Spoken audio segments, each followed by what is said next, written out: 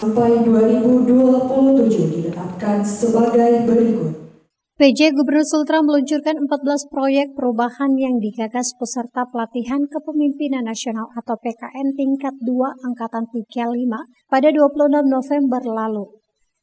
Satu dari 14 proyek perubahan itu berasal dari peserta PKN, yakni Direktur Rumah Sakit Jiwa Sultra, dengan proyek perubahan bernama Dura Water Care. PJ Gubernur Sultra Anda Budi Revianto menjelaskan setelah 17 tahun Provinsi Sultra baru dapat menyelenggarakan PKN tingkat 2 berkat kerjasama dengan Lembaga Administrasi Negara atau LAN. PKN yang digelar merupakan komitmen Pemprov Sultra dalam meningkatkan sumber daya manusia sehingga performa birokrasi semakin meningkat. Bagaimana paparannya, proyek perubahannya, semuanya itu untuk didedikasikan untuk kebaikan Provinsi Sulawesi Tenggara. Selaku PJ Gubernur, tugas saya, kita sudah selenggarakan PKN di sini yang sebelumnya tidak ada. 17 tahun kita menunggu dengan intens komunikasi dengan LAN, baik saya maupun Kepala BPSDM dan juga Sekda.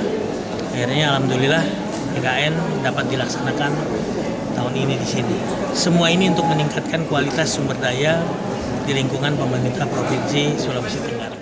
Sementara itu, Direktur Rumah Sakit Jiwa Sultra Dr. Putu Agustin mengatakan, Dura Water Care adalah sistem pelaporan elektronik terintegrasi yang memungkinkan sinergi antar instansi dalam menangani pasien orang dengan gangguan jiwa atau ODGJ, mulai dari penerbitan identitas kependudukan hingga pengelolaan pasca perawatan oleh dinas sosial.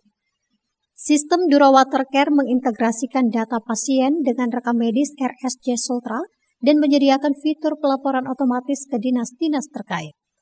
Proyek Dura Water Care adalah sebuah terobosan untuk meningkatkan pelayanan bagi pasien terkasih yakni terlantar karena jiwanya tersisih.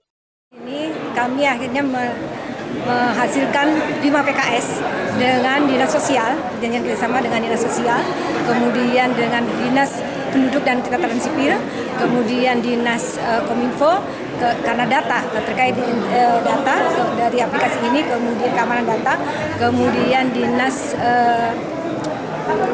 Kesehatan terkait pasien dan pasca rawat dari rumah sakit jiwa kita laporkan, kemudian Satpol PP untuk keamanan ketika ditemukan para terkasih terlantar ini yang ada di jalanan bisa dibawa dilaporkan ke rumah sakit jiwa dan nanti akan dikembalikan lagi ke masyarakat. Proyek ini kami memberikan laporan secara rutin kepada stakeholder, misalnya kepada ODGJ para terkasih yang terlantar yang tidak punya keluarga itu mereka akan kami teruskan ke dinas sosial. Ketika yang punya keluarga kita akan meneruskan laporan ini kepada keluarga. Kemudian untuk di Dukcapil ketika ada para terkasih yang tidak punya identitas, mereka akan terbitkan KTP dan kemudian dinas sosial untuk penganggarannya. Ketika diketahui bahwa para terkasih ini memang tidak mempunyai keluarga. Dan kami bersyukur di akhir tahun ini juga akan ada rumah singgah yang dibikin oleh diinisiasi oleh Dinas Sosial Provinsi Sulawesi Tenggara. Dan pada hari ini pun juga kami sudah selesaikan peraturan gubernur terkait orang dengan gangguan jiwa terlantar. Tim Liputan, Kompas TV Kendari, Sulawesi Tenggara.